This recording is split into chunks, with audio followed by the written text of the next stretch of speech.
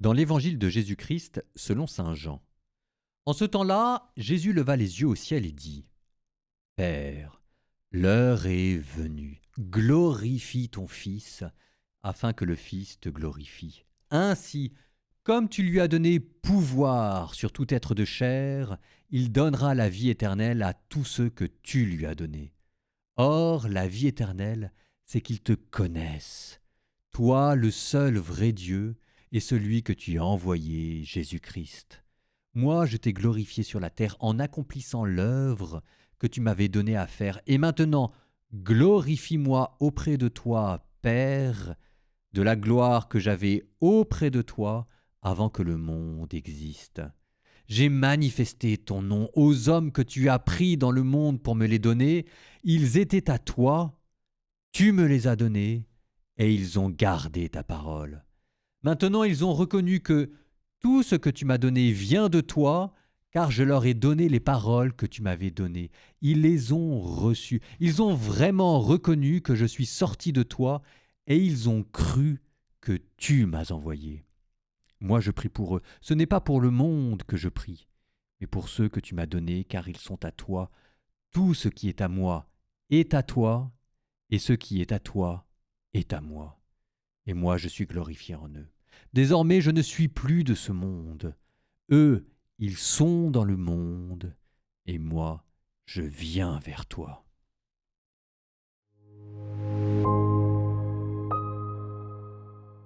Vous venez d'entendre le début de la grande prière sacerdotale.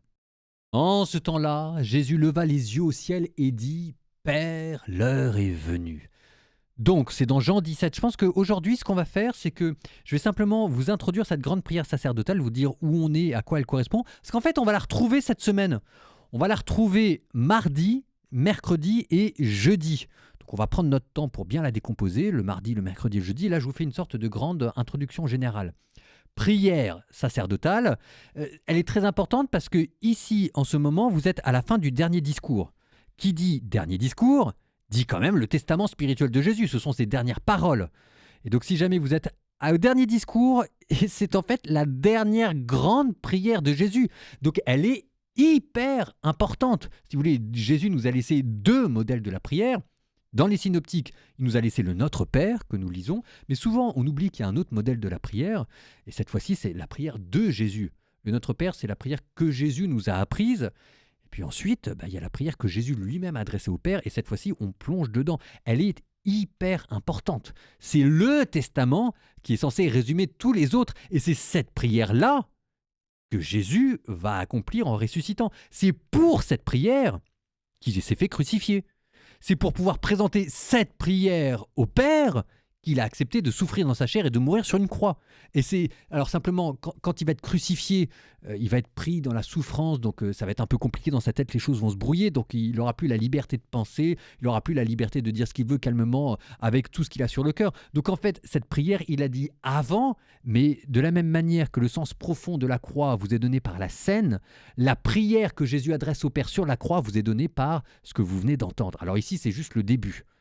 C'est en fait tout le chapitre 17. Alors, qui dit chapitre 17, dit qu'avant on était chapitre 12, chapitre 13, chapitre 4, chapitre 16. Pourquoi est-ce que je vous dis ça ?